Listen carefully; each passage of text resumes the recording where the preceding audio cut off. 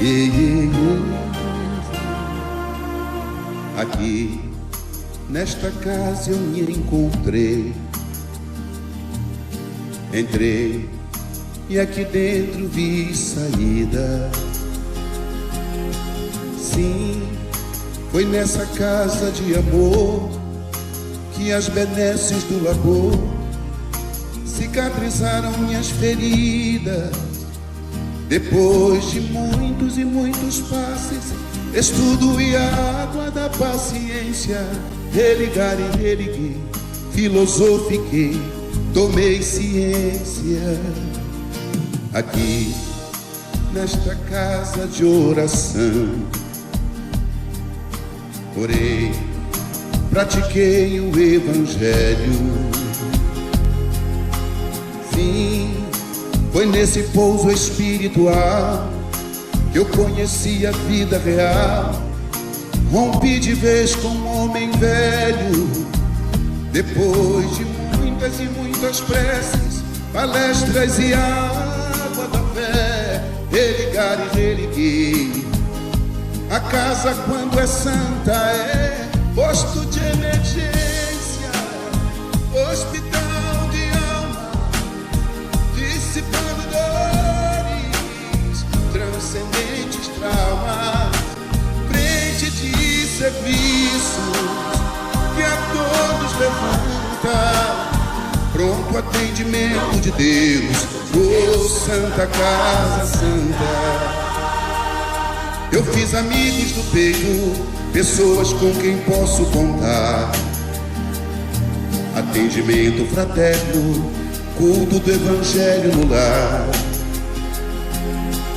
Sim, nessa oficina de Jesus, chorei cantando quanta luz, com as vibrações desse lugar. Depois de muitas e muitas quedas, me fortalecendo na fé, religar e religuei. A casa, quando é santa, é posto de emergência, hospital de alma, dissipando dores, transcendentes traumas, frente de serviços que a todos levanta, pronto atendimento de Deus, oh Santa Casa Santa. Por isso canto e dou graças a Deus, secando lágrimas nos olhos meus. Depois de muitas e muitas preces, palestras e água da fé, religar e religuei. Toda casa, quando é santa, é posto de emergência, hospital de alma, dissipando dores, transcendentes traumas, frente de serviços que a todos levanta, pronto atendimento de Deus, oh Santa Casa Santa. Posto de emergência, hospital de almas, dissipando dores, transcendentes traumas, frente de serviço que a todos levanta, pronto atendimento de Deus, Santa Casa Santa. Frente de serviços que a todos levanta, pronto atendimento de Deus, Santa Casa Santa.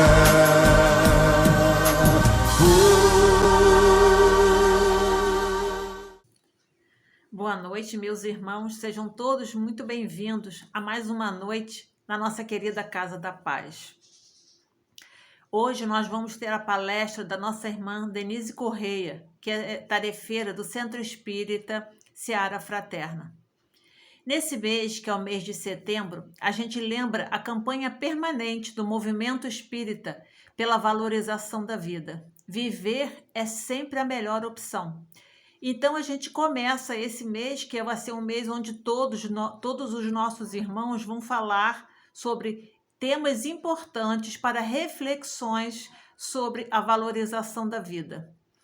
Iniciando hoje com a nossa irmã Denise Correia, que vai falar sobre o tema escolhe, pois a vida.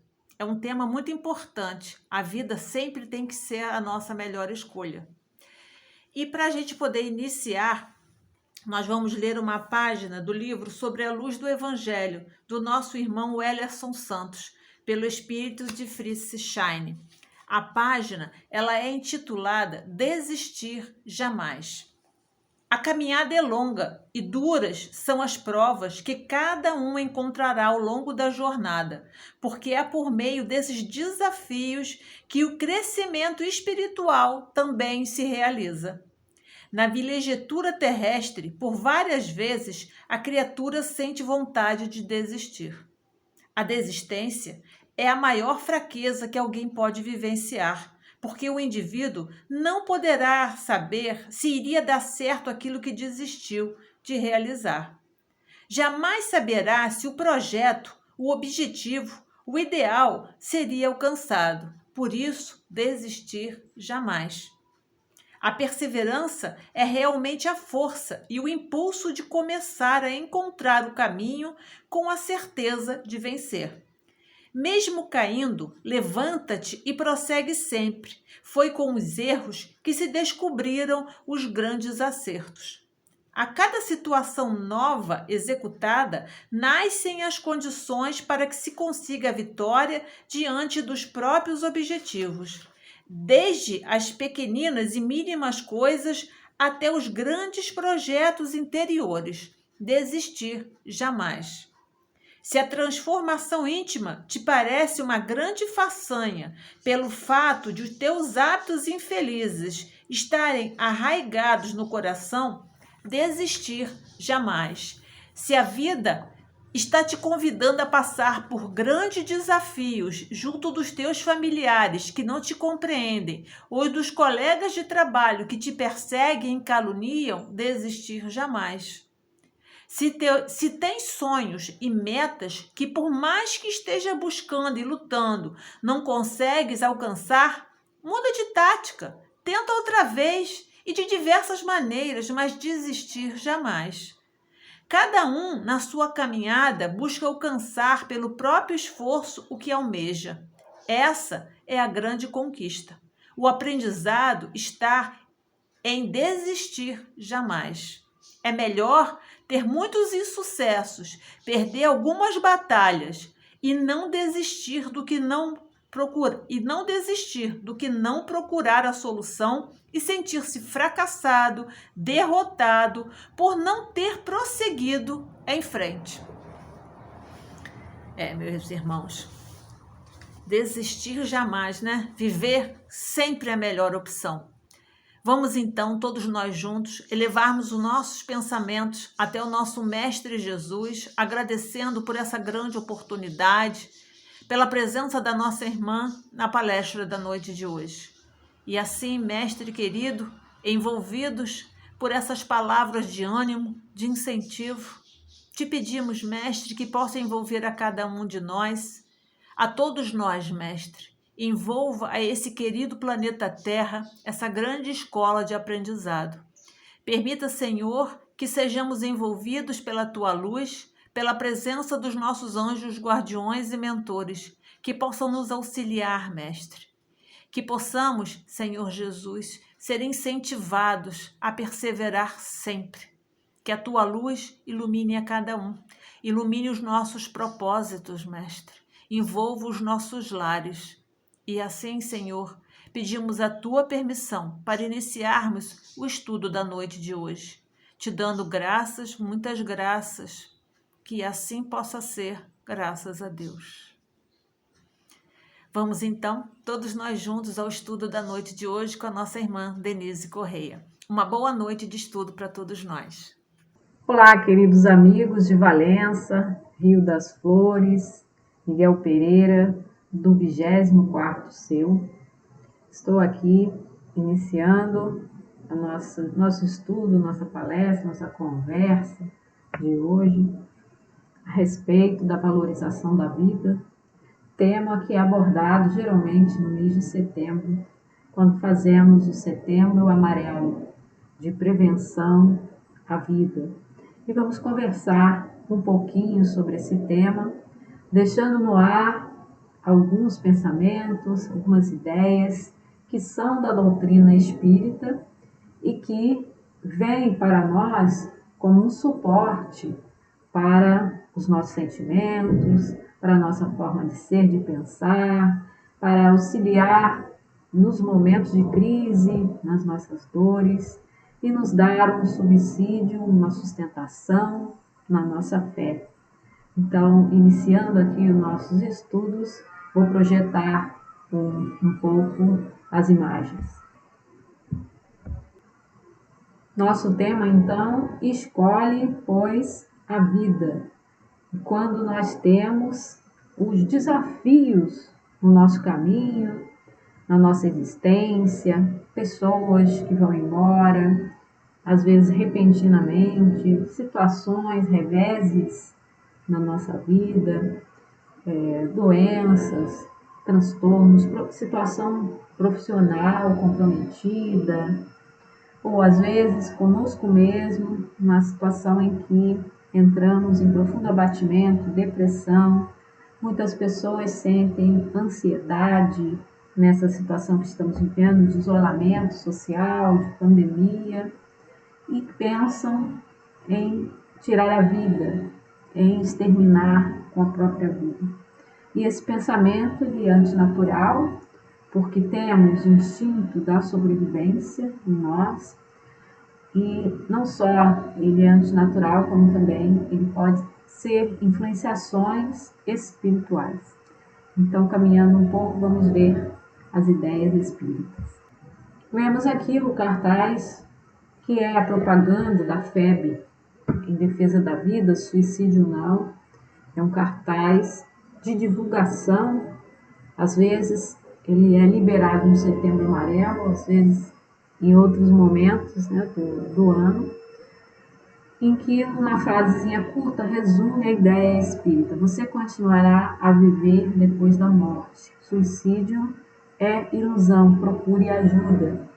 Então vemos aqui um resumo breve das ideias espíritas sobre a continuidade da vida, sobre a nossa ilusão de que vamos extinguir o corpo e que vai cessar a dor, como sabemos que não irá cessar, porque o espírito continua preso a esse sofrimento.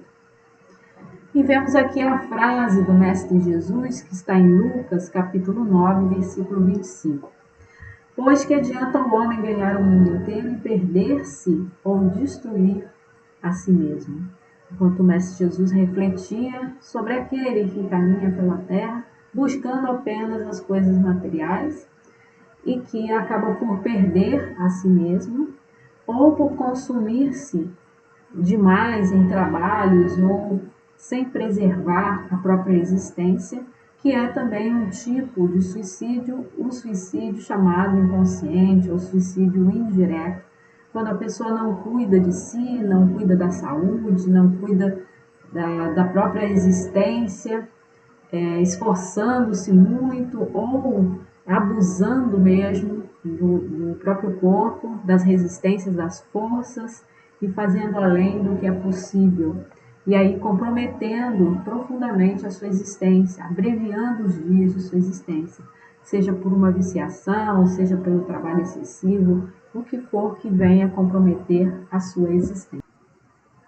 Allan Kardec, no Evangelho segundo o Espiritismo, no capítulo 5, vai nos falar sobre esse trechinho. Bem-aventurados os que têm a oportunidade de provar sua fé e a sua firmeza, sua perseverança e a submissão à vontade de Deus, porque eles terão centuplicado as alegrias que lhes faltam na terra, e após o trabalho virá o repouso.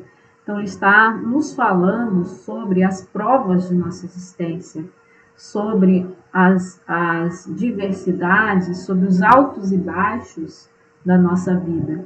E aqueles que têm a firmeza, a perseverança e que compreendem que a vontade de Deus é soberana e que às vezes as nossas alegrias são diminuídas ou os nossos próprios nossas próprias escolhas de vida nos encaminham a momentos de sofrimento, ou são realmente contingências do nosso mundo, da nossa vida encarnados, do nosso corpo submetido às intempéries, submetido aos fatores externos que vêm a sucumbir. Ou às vezes dentro da família, conflitos, no trabalho, reveses, na sorte, podemos dizer de todo tipo de modificação no nosso estado de calma e paz. E aí, onde são as provas para a nossa firmeza, para a nossa coragem, para a nossa compreensão do que é da vontade de Deus, e parte da nossa existência planetária é formada por esses momentos em que devemos nos superar, ou seja, provar que estamos modificados, que estamos melhorados, que de alguma forma crescemos, evoluímos. Por isso, nosso mundo ser considerado de provas. E aí a máxima, né? A mais coragem em viver. Muitas pessoas dizem, fulano se suicidou, que coragem, se jogou de uma altura, ou aplicou alguma droga, tomou alguma droga excessiva. E a gente diz que coragem, mas às vezes isso não é um ato de coragem, né? A gente vê que é uma fuga da realidade, é uma fuga por uma porta que é falsa, é uma porta que não tem saída, porque ele pensa que vai exterminar as dores, mas naquele momento ele está somente agravando os seus problemas, como veremos aqui mais a seguir. A vida é uma bênção de Deus.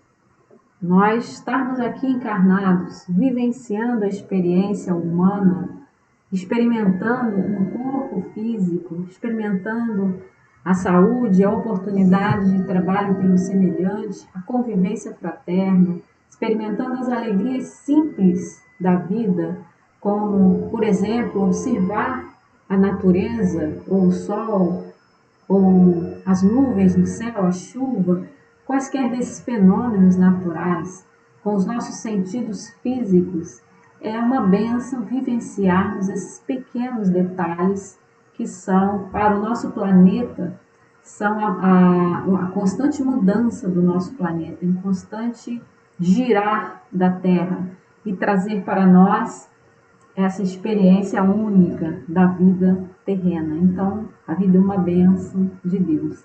Esse autor americano, Richard Bach, ficou muito famoso alguns anos atrás. Ele nos deixa uma dica importante.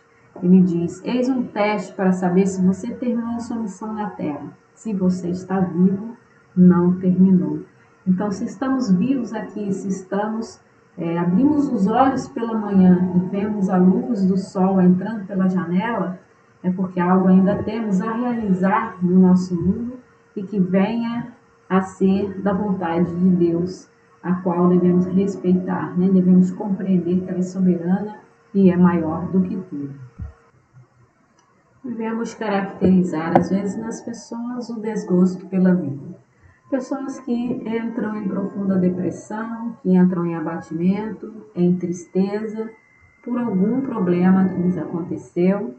E principalmente nesses anos, né, nós temos visto pessoas entrarem nesse processo de desinteresse pela vida por causa de não poderem sair, de estarem isolados. E entram num processo de depressão. Aí nós vamos ver no Livro dos Espíritos, na questão 943, quando Kardec interroga aos seres luminosos que estavam assessorando a vida planetária e trazendo essas informações para nós. Ele diz, de onde vem o desgosto pela vida? E os espíritos respondem, efeito da ociosidade, da falta de fé e da sociedade. Então, nós compreendemos que quando a pessoa não teve um propósito para a sua vida, ela sofreu um abalo muito grande, alguma coisa aconteceu principalmente nesse último tempo, nós temos visto as pessoas muito isoladas e perderem aí a vontade de ver, porque não podem sair, não podem executar as tarefas pequenas que executavam junto com os amigos, junto com aqueles que eram colegas às vezes, né, de trabalhos espíritas ou de trabalho mesmo profissional e que não podem mais ter essa afetividade, esse abraço carinhoso, às vezes a conversa, ou às vezes estar com os amigos ou mesmo com familiares, e a pessoa entra num estado de profunda apatia, de profunda dor, de querer realmente que a sua vida tivesse o que tinha antigamente. Mas sabemos que o nosso caminhar na Terra nunca vai ser igual. Né? 2 dias que nascem iluminados pelo sol, as nuvens são diferentes, as condições do vento são diferentes, as pessoas são diferentes. Então, tudo na nossa vida muda. E nunca vamos encontrar repetidamente 2 coisas iguais. Sempre vai ter um cunho, um detalhe, uma cena, alguma face que é diferente. Então, muito cuidado quando nos sentirmos ansiosos, porque por estarmos numa monotonia, observando a vida, nós vamos ver que está sempre modificando. Às vezes a falta de fé, pessoas que não têm o conhecimento da doutrina espírita ou que tinham a fé vacilante, né? Aquela fé hesitante, que não é muito forte em seu coração, de acreditar que Deus sabe de tudo e que Ele está realmente sendo misericordioso com o nosso planeta, que precisa passar por esse momento de transição, precisa de alguma forma tomar consciência do propósito humano no nosso planeta, de crescimento, de evolução, e que nós parecemos ainda na infância da humanidade, ainda descomprometidos com o que é da humanidade para realizarmos no nosso planeta, tomarmos conta do nosso planeta, cuidarmos dos reinos que estão abaixo do reino humano, o reino animal, o reino vegetal, e cuidarmos também da própria estrutura planetária que nos abriga, que nos serve de casa, de morada, né? E muitos também veem o desgosto da vida pelo materialismo que a sociedade propõe como sendo uma busca desenfreada pelo dinheiro, pela condição de vida, pela condição social, e não conseguindo sucesso nesses empreendimentos, se tornam desgostosos pela vida. Então, por isso, eu coloquei uma outra frasezinha aqui, que é do Evangelho segundo o Espiritismo, onde nós lemos: a programação das ideias materialistas, a propagação, das ideias materialistas, é o veneno que inocula em muitos a ideia do suicídio, porque a pessoa acha que somente tendo, né, as coisas materiais é que vão conseguir construir a felicidade, e esquece dos valores materiais, são perecíveis, e que na verdade esse investimento ele precisa acontecer também no nível espiritual, quando nós investimos nos valores espirituais, que são aqueles bens imperecíveis, aqueles bens que Jesus nos disse, né, que as traças não comem e que nenhum ferrugem corrói. Aí nós temos um investimento profundo na vida futura e no nosso próprio crescimento, na nossa própria evolução.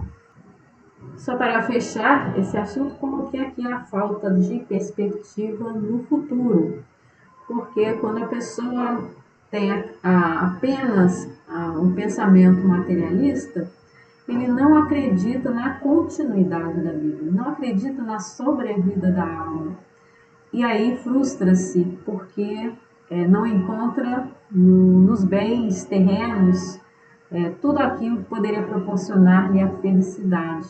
E aí pensa em abreviar a vida, em exterminar com a própria vida, porque não acredita nessa continuidade, não acredita no nada, no que a vida futura não há mais nada, que vai realmente exterminar a dor e com isso extermina a vida.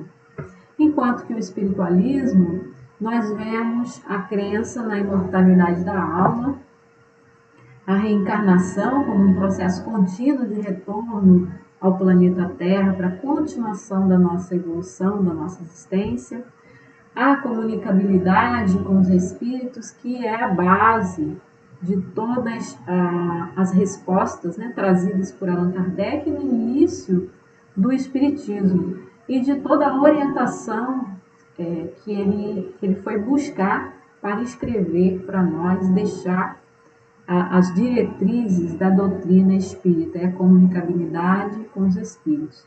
Esse crescimento e evolução espiritual, também a lei da causa e efeito, são as bases do espiritismo, né? Os fundamentos da doutrina, e a pluralidade dos mundos habitados. São as bases do espiritismo que nos dão muita esperança na vida futura, muita esperança de que a nossa vida tem um sentido maior, o qual nós não conseguimos alcançar totalmente, plenamente, pela nossa pouca visão aqui encarnados, e que esse sentido ele vai se completando à medida que nós vamos retomando ao planeta Terra, em outra encarnação, essa proposta muito maior de evolução e de crescimento. A doutrina espírita é fantástica porque nos esclarece a respeito da vida futura. Nos explica que a morte é apenas uma mudança de estado vibratório. E aquele que está aqui na vida física não consegue às vezes perceber a vida futura, mas isso está subliminarmente na sua constituição de memória perispiritual, nas suas vidas passadas. Ao longo da sua existência, ele vai construindo a sua própria evolução, pegando as bases das suas vidas, de todas as experiências, de tudo aquilo que ele aprendeu, de que cresceu, de que conquistou, e vai formando ali o seu novo corpo, as suas novas experiências, as suas novas provas, para crescer e para galgar, né, os degraus da evolução. Então, nos diz Allan Kardec, a vida espiritual é a vida normal do espírito. Ela é eterna. A vida corporal que é transitória e passageira. Não é senão um instante na eternidade.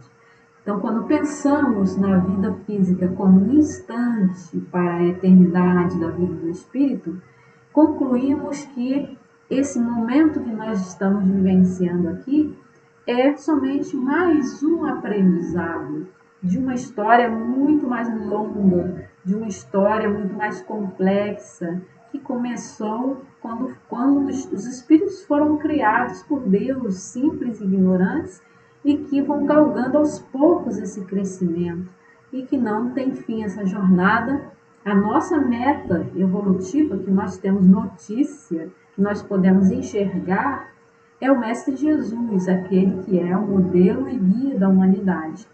Mas não tem fim, é eterna, foi criada um dia, né, e imortal, até que galguemos toda a nossa evolução, cada vez mais ampliando as nossas responsabilidades com o outro e com o crescimento de todos, deixando então de ser apenas um olhar focado para a própria vida passageira e transitória, e ampliando, como pedia o Mestre Jesus, para amar o próximo como a si mesmo, ampliando para o próximo, depois ampliando para o âmbito mundial e planetário, quem sabe depois para mais quantos mundos vamos ampliar, ou quem sabe para o universo.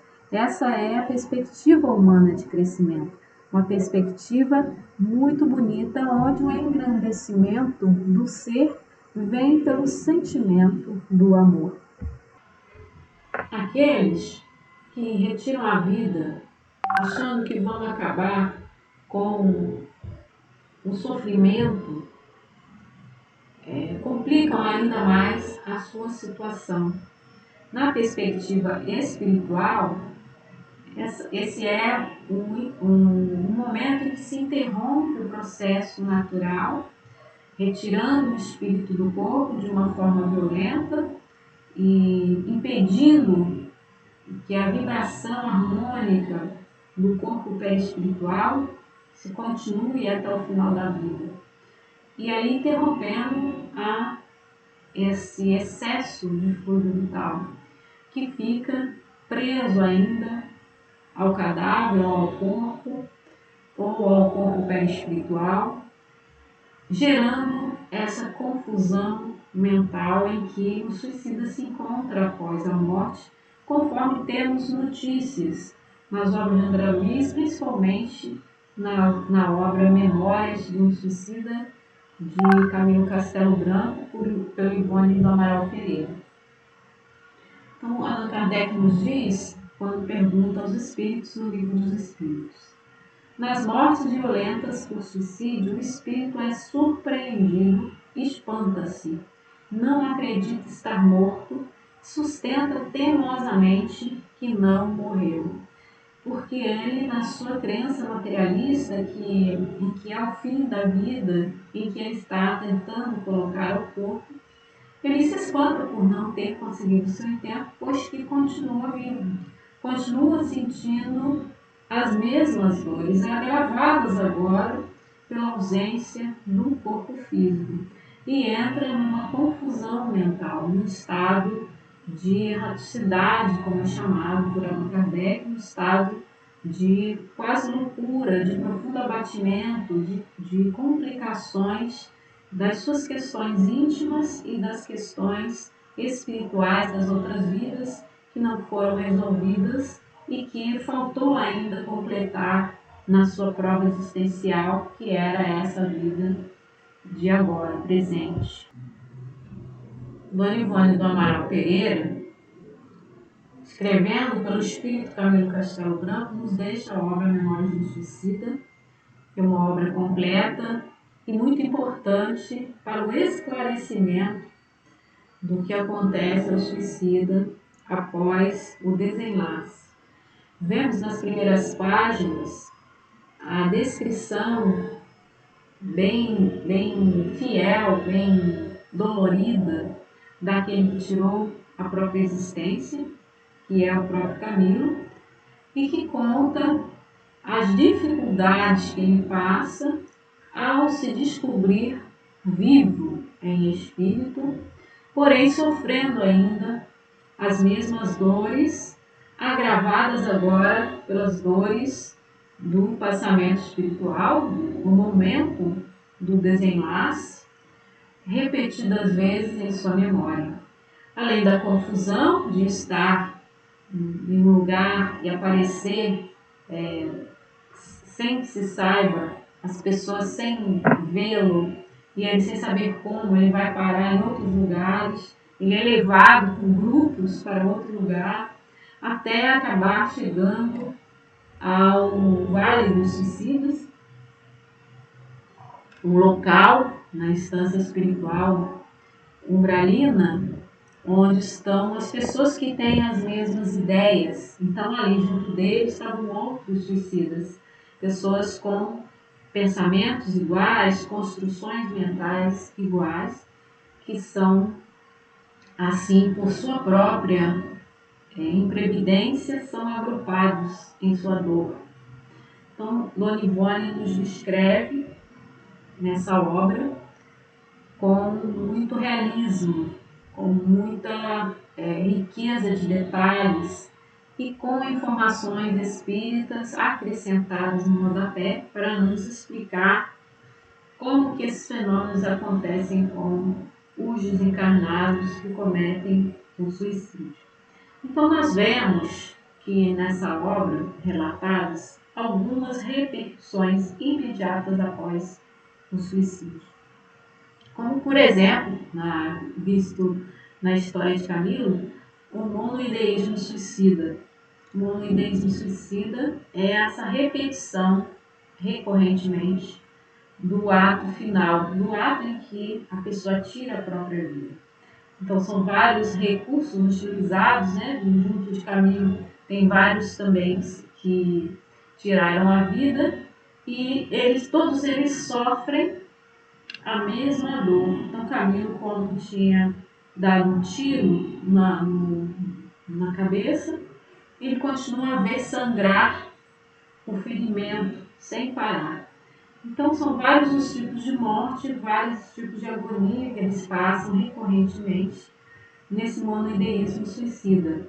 O espírito não consegue sair dessa ideia de ter maculado, de ter infringido a lei de Deus e ter corrompido o próprio corpo a ponto de perder a encarnação.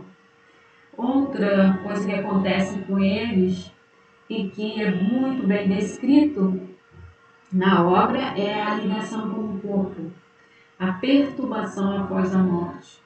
Ele se acha ainda preso ao corpo, porque o rompimento desses laços que prendem o corpo perispiritual ao corpo físico foi feito de uma forma brusca, de uma forma violenta.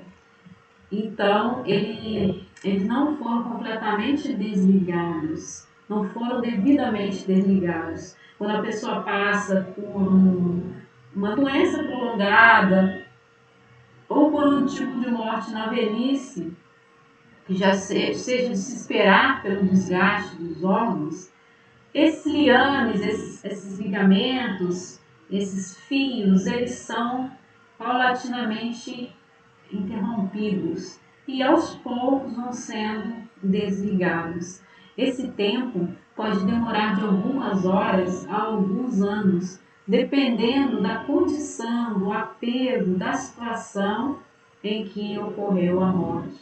E no caso dos suicidas, é um desligamento bruto, é uma coisa bruta que acontece, interrompe repentinamente, de uma forma muito bruta.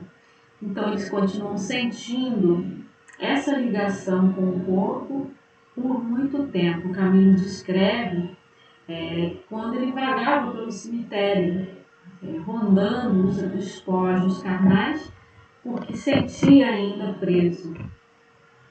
E essa ligação vai trazer também a eles a sintonia com entidades sofredoras, entidades vampirescas que ficam aguardando nos próprios cemitérios ou nos lugares onde há pessoas ou animais mortos também, ficam aguardando para sorver as emanações vitais. E por meio desses pensamentos de dor, repetidas vezes, prolongadamente, vão sendo atraídos outros que estão também na mesma sintonia, na mesma faixa de evolução. Outros que estão também, ou que passaram pelo processo, ou que têm interesses ali em vampirizar essa energia de vida, esse fluido que está sobrando, abundância, porque não era a hora da pessoa desencarnar, ela está com o fluido vital de uma vida normal, de uma pessoa que ainda estaria vivendo por muitos anos. E como é interrompido de forma brusca, esse fluido abundante atrai a atenção dos vampiros que sorvem essas energias, que se utilizam dessas energias. Então tudo isso é descrito no Memórias de um Suicida. E essas são as repercussões imediatas. Uma pessoa que pensa que vai abreviar o sofrimento e vai interromper com a dor, está muito equivocado. Ele vai complicar ainda mais as suas dores e vai agravar ainda o seu estado, porque além das suas complicações, das suas dores, dos seus problemas, ainda conquistará mais outros, que são a característica desse tipo de morte por suicídio. Conta-nos ainda Dona Ivone, pela influência de Camilo Castelo Branco, que ao ficar detido no cemitério ou detido junto aos despojos carnais, aquele que cometeu o ato suicida ainda experimenta os horrores da decomposição. E nós vemos no Livro dos Espíritos, na pergunta 155, onde os Espíritos esclarecem-nos que a afinidade que persiste em alguns indivíduos entre a alma e o corpo é às vezes muito penosa, porque o espírito pode experimentar os horrores da decomposição. Então ele fica aprisionado àquele sofrimento, porque não era a hora dele se desligar do corpo. E ele está ali como um infrator da lei de Deus, porque usou erroneamente seu livre-arbítrio, porque infringiu a lei de Deus, a lei máxima e soberana de preservação da vida. E fica ali detido, sentindo, né, aqueles vermes, né, que vão corroendo o corpo físico, nesse movimento de desgaste natural, e ele fica preso sentindo aquelas dores. Sendo que esse momento ele pode ser breve, pode ser demorado, dependendo do grau, do nível de apego desse espírito e do nível também de compreensão do processo do que está acontecendo ali com ele. Fora que há outros ao redor que começam a zombar, começam a rir e a incitar a loucura daquele momento, porque ele se acha louco de estar ali, sendo que tentou acabar com a vida, como acredita na materialidade apenas no final da existência com a morte do corpo, ele esperava ali ter realmente morrido. E temos ainda as repercussões tardias, aquelas que virão depois de passar esse processo, depois de passar esse tempo, esses anos de recolhimento, onde ele vai junto com o grupo que o assedia ali, que está ao redor dele, vai ao Vale dos Suicidas, ou aos lugares reservados àqueles que têm essa ilusão de que irão finalizar com a existência, ainda tem de se comprometer com o ato que praticou contra o corpo físico.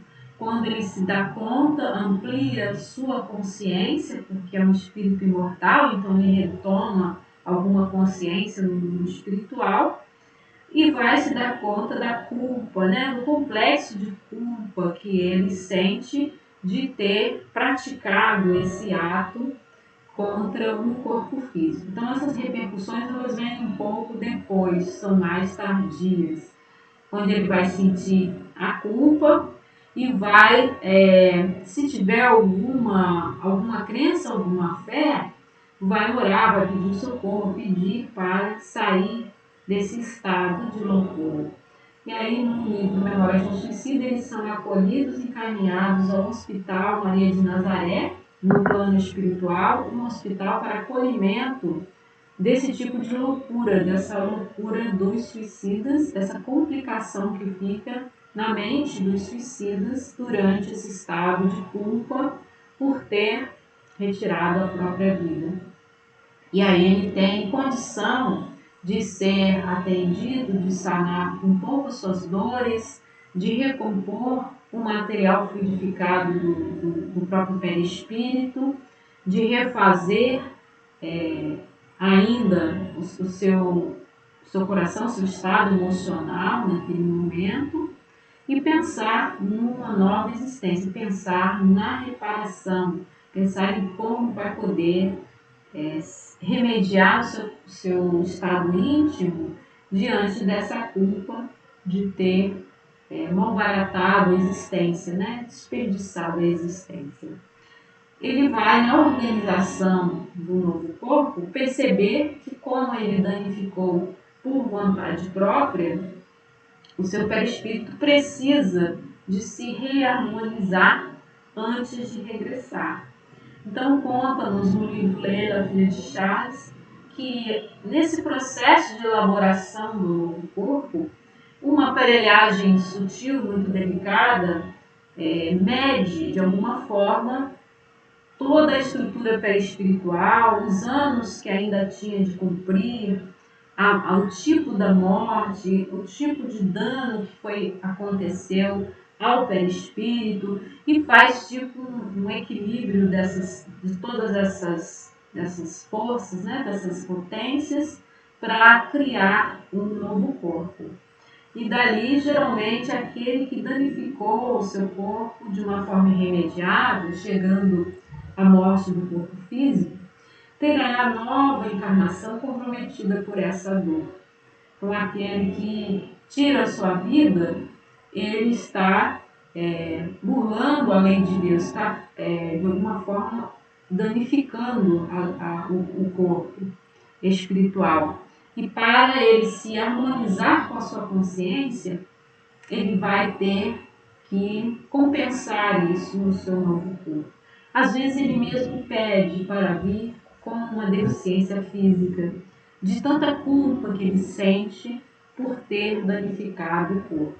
Na própria obra, Memórias de um Suicida, temos o caso do Mário Sobral, que ele pede para vir porque toma consciência do que fez. Então, ele, antes de ter se suicidado, ele tinha também assassinado sua esposa.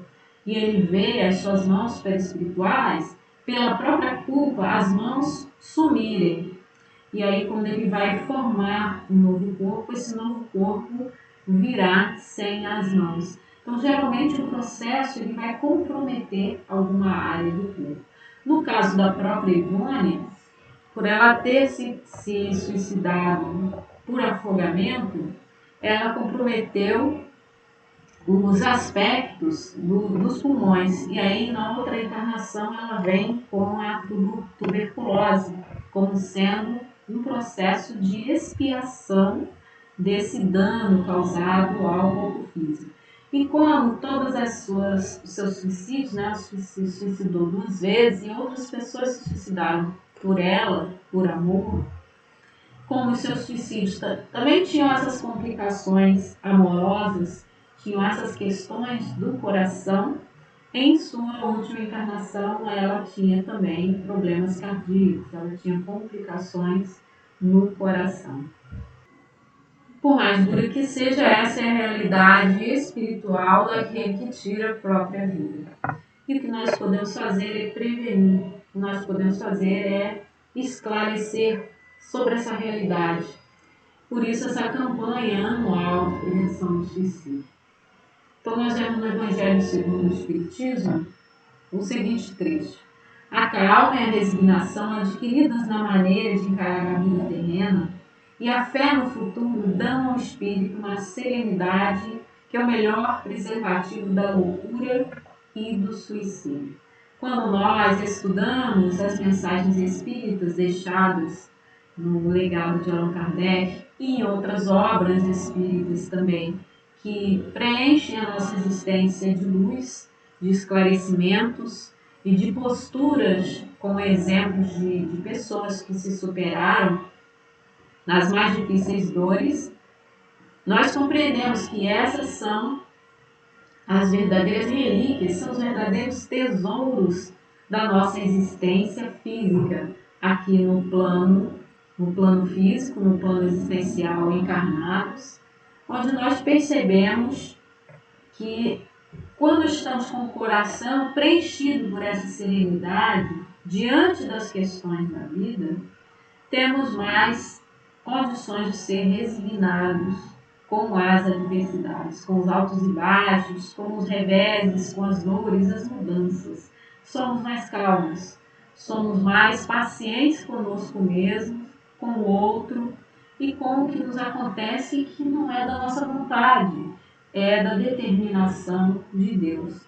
Por isso, então, os Espíritos nos alertam para essa calma, essa resignação, essa paz, a partir do estudo espírita, a partir da vivência dos ensinamentos dos Espíritos, colocando-nos então como trabalhadores a serviço da doutrina, a serviço da espiritualidade amiga e a serviço de Jesus, na prática da caridade, tornando-nos assim mais prevenidos, mais preservados contra tudo que nos acontece e que poderia então chegar à loucura ou ao suicídio, e estamos com o coração pacificado diante do que acontece, seja o que for na nossa vida. Na verdade, nós não sabemos o que vai acontecer no futuro.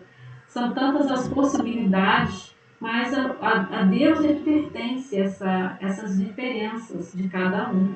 Então, o que sabemos, que temos certeza é que todos chegaremos à morte do corpo físico e que teremos nova chance de retomar se for assim necessário para nosso crescimento, a nossa evolução e para o nosso compromisso também com a própria jornada no planeta Terra. Compromisso com o próximo, compromisso de desenvolvimento dos ideais que são superiores, dos ideais que são espirituais. Nosso amigo Jesus nos deixou essa máxima: conhecereis a verdade e a verdade vos libertará, que está no capítulo 8 do Evangelho de João, no item 32. Essa fala de Jesus foi dita aos judeus no templo, na sinagoga, em que eles começaram a questionar Jesus sobre de que estariam sendo libertos. Eles diziam que eles eram livres, não precisavam se libertar de nada, porque a verdade iria libertá-los. Jesus vem esclarecer que todo aquele que tem em si paixões ou viciações é escravo dessas paixões e é escravo dessas viciações.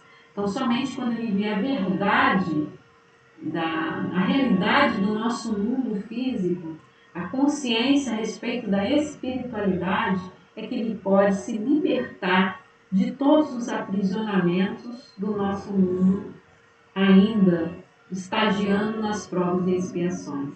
Então, o Espiritismo nos traz a verdade que liberta. É a fé raciocinada, é aquela fé que nos dá a sustentação a partir da lei de causa e efeito. Quando olhamos as nossas ações no mundo e que são comprometidas com efeitos que muitas vezes não são bons, nas nossas reencarnações e o sofrimento que advém de cada reencarnação.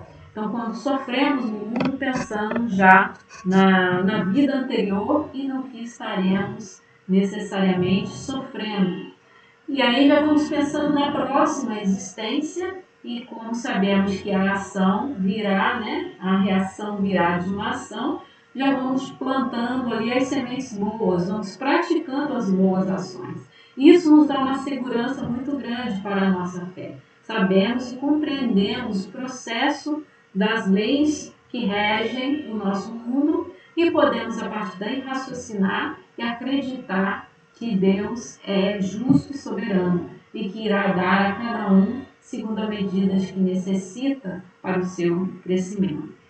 Outra segurança que temos, que advém da doutrina espírita, é o conhecimento sobre a vida depois da morte. Essa certeza de que somos imortais e que quando cessar esse período que estamos passando de sofrimento, virá após a morte a recompensa de nossas ações, ou as contas de nossas ações, né? Aqueles que praticaram realmente a lei de Deus, que entenderam em Jesus aquele que vem trazer a luz para o mundo, aquele que vem trazer o alento aos nossos corações, e realmente praticou a lei de caridade, a lei de compaixão com o semelhante, no final da existência colherá os frutos desse investimento feito, que é na própria vida e no próprio crescimento do mundo, né? Do outro também, ensinando ou dando exemplos ou fornecendo mesmo a caridade material, o pão que sustenta.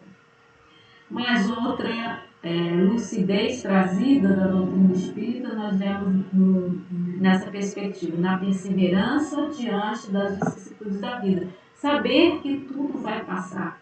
Que o nosso mundo é feito com base nessa transitoriedade. Ele é um mundo que gira no espaço, trazendo a cada dia uma nova luz, né? Vem trazer a cada dia o ressurgimento da esperança em nós. Então, pensando nessa continuidade da vida, pensando na nossa existência como ser imortal, nós vamos compreendendo que é preciso ter essa perseverança, porque irá passar, né? Como tudo que há na nossa vida, mais uma vez irá passar.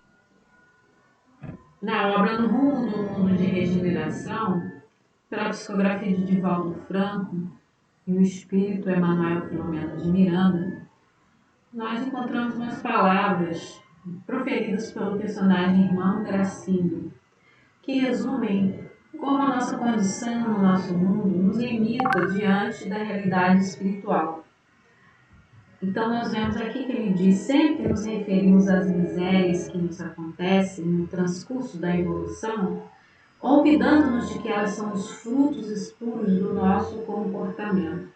Nós nos esquecemos dessa nossa jornada como espíritos imortais e que no passado a nossa própria ignorância das leis de Deus, os nossos próprios atos maus ou às vezes incontidos geraram a nossa realidade hoje. Continua então, irmão Gracindo: confiássemos em Deus e adotássemos o comportamento ensinado e vivido por Jesus, e com certeza o nosso fardo seria leve e sem fadiga. Muitas vezes nós nem conhecíamos a mensagem do Cristo, ou talvez não tenhamos tocado nosso coração pela seriedade, pelo compromisso com essa causa do amor e da caridade que vemos agora sentindo a cada dia com a doutrina espírita renovando em nosso coração. Continua o irmão Gracindo: eis porque o Espiritismo é a doutrina da consolação, semelhante ao que Jesus fez, ajudando-nos a agir corretamente sem a vã loucura de desejarmos a solução milagrosa dos problemas através dos mentores, cabendo-nos a nós próprios realizá-los. Então, muitos são aqueles que ficam somente pedindo que venha a solução para os seus problemas. Esquecidos estão de que somos esses próprios responsáveis, as pessoas responsáveis pela o que nos acontece. Então queremos uma solução milagrosa, mas se estudamos a lei de causa e efeito, a lei de ação e reação, a lei do retorno, sabemos que para recebermos essas bênçãos na nossa vida, temos de plantá-las, temos de semeá-las, temos de praticar a lei do amor e aos poucos, internamente nós vamos nos modificando, aos poucos vamos irradiando essa mudança, essa transformação, e o nosso mundo acaba por refletir esse nosso olhar diferenciado. E na próxima encarnação, talvez na outra, consigamos essa harmonização com a espiritualidade. O que fazemos é ficar sempre pedindo uma solução milagrosa para os nossos erros. Se o propósito espiritual ensinar aos homens, é preciso que eles venham buscar desse conhecimento e também ajam em favor de si próprios, assumindo a responsabilidade sobre seus erros, tomando a si as rédeas da sua evolução e promovendo o bem como um único recurso, um recurso salutar para as próximas existências. Então, se queremos que o mundo realmente passe a regeneração, depende de cada um de nós, depende da mudança que fazemos hoje dentro do nosso coração. Mudança de sintonia mental, mudança de escolhas de vida, mudança de posturas diante da nossa realidade. Vamos escolher, então, buscar a sintonia com os mentores, mas também trabalhar em favor dessa grande mensagem, que é a mensagem de Cristo, da mensagem que é trazida pelos Espíritos, promovendo a vida, promovendo a saúde, promovendo a paz, secando lágrimas, oferecendo um ombro amigo, ouvindo aquele irmão que está mais necessitado. Esse é o nosso compromisso conosco mesmos, com a doutrina espírita, com a mensagem de Jesus, com a mudança que nós queremos realizar no nosso mundo. Então, o irmão Gracindo, ele é muito consciente nesse sentido de nos trazer essas palavras elucidativas. Nosso mundo como está é o reflexo de como nós somos por dentro, do nosso compromisso, nosso nível de compromisso com a mudança que precisa ser feita e que efetivamente será feita se nós fizermos em nós ou não. Então resta saber se queremos seguir com o nosso mundo de regeneração ou se queremos nos mudar para outros órgãos mais condizentes com o nosso estado evolutivo. Já encaminhando então para a finalização do nosso estudo de hoje, coloquei mais um cartazinho aí da Federação Espírita Brasileira, onde vê-se a foto de Dona Ivone Pereira, uma fitinha amarela, né, que é o símbolo aí da preservação da vida, e a frase melhor é viver. Formar juntos uma barreira de oposição à ideia do suicídio pelo esclarecimento é um dever de todo espírito, nosso dever. De esclarecer, de mostrar, por mais dura que seja a realidade espiritual após a morte daquele que opta por essa ação, é preciso mostrar a toda pessoa que esteja nesse estado vacilante de sua vida e, em contrapartida, ao mesmo tempo, trazendo a ideia da vida espiritual. Mostrar a verdadeira vida, a vida do espírito, aquela realidade onde estamos ao mesmo tempo, porque nosso espírito está aqui encarnado, mas ele pertence à realidade espírita e retornará em algum dia, mas não nos cabe decidir qual será esse dia. Somente Deus pode decidir o dia do nosso retorno. Descobrir então em nossa vida um propósito maior, um propósito espírita ou um propósito cristão, seja ele como for, ou algo que venha preencher, como essas ONGs que promovem o auxílio de caridade, algo que venha bater no seu coração e que fale profundamente ao seu ser. Essa causa vale a pena eu me integrar, eu me engajar. Seja a causa dos que moram pelas ruas, dos idosos nos asilos, das crianças abandonadas, a causa da fome, a qualquer causa que venha tocar o seu coração e que você se sinta ali como um agente de Deus, um agente do Mestre Jesus, da espiritualidade, ou do que quer que seja que você acredite, e que cumpra na sua vida esse fundamento de trazer uma luz ao seu olhar, um brilho ao seu olhar. E ao realizar isso, venha preencher sua vida de propósito. Você vive para servir nesse propósito que fala ao seu coração. Auxiliar os outros com compaixão, fazer desse sentimento algo real na sua vida, sentir realmente a dor que é do outro, colocar-se no lugar do outro, querer ajudar com as poucas possibilidades que cada um de nós tem, com os recursos que Deus nos deu. Alguns têm a facilidade da palavra, de conversar, outros têm maior recurso material para oferecer, outros têm um abraço amigo, ou descobrir uma forma que seja fácil para você, para auxiliar nessa causa maior. Ou às vezes dentro de uma casa espírita, numa organização que já seja estabelecida, e desempenhar uma pequena função que seja, mas que venha preencher a sua vida com esse propósito.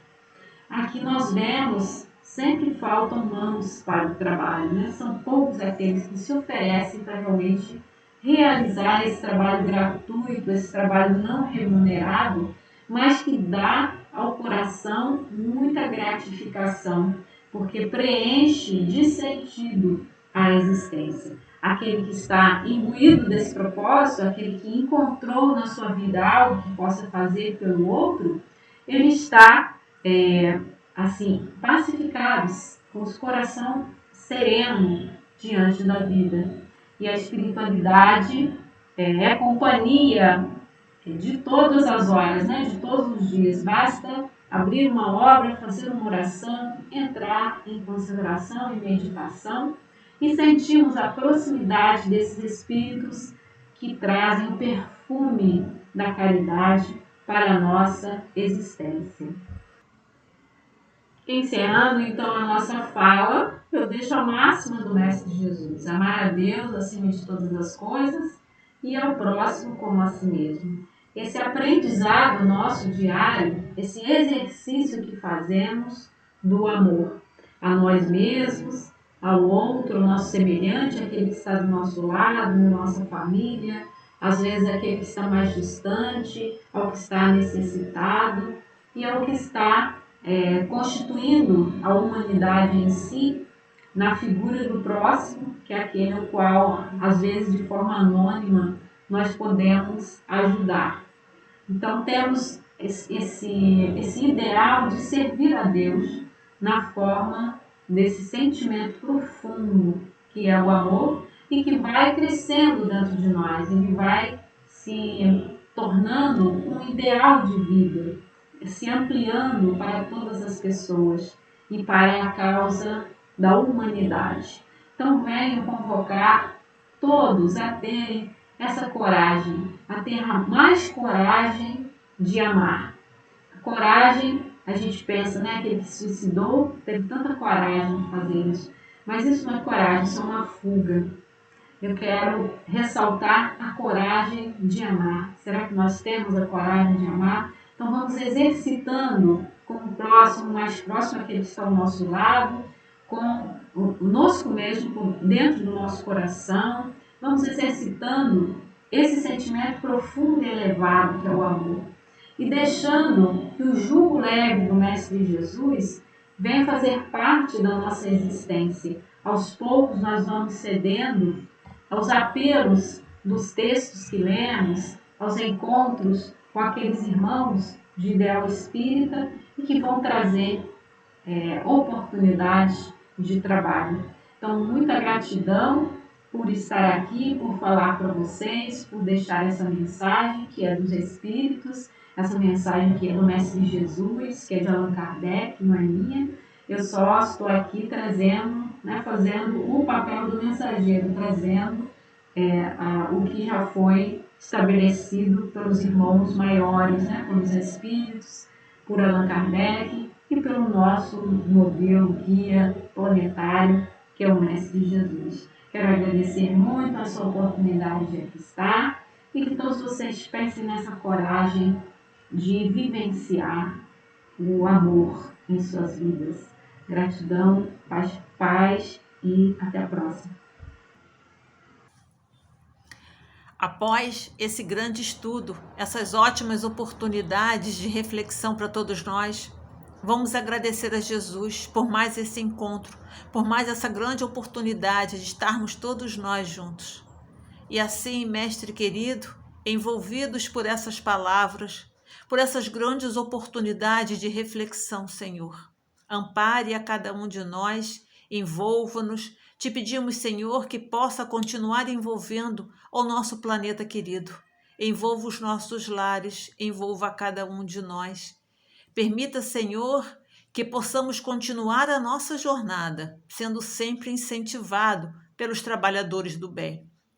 Que a Tua luz continue com cada um de nós. Dai-nos uma noite tranquila, com um sono reparador a cada um de nós. Envolva, Senhor, a todos aqueles nossos irmãos que por qualquer momento tenham pensado em desistir da vida, que eles possam ser assistidos, envolvidos pela falange de trabalhadores do bem. Que assim, Senhor, possa ser feito. Graças a Deus. E assim, meus irmãos, uma boa noite para todos nós. Fiquem com Deus. Até semana que vem.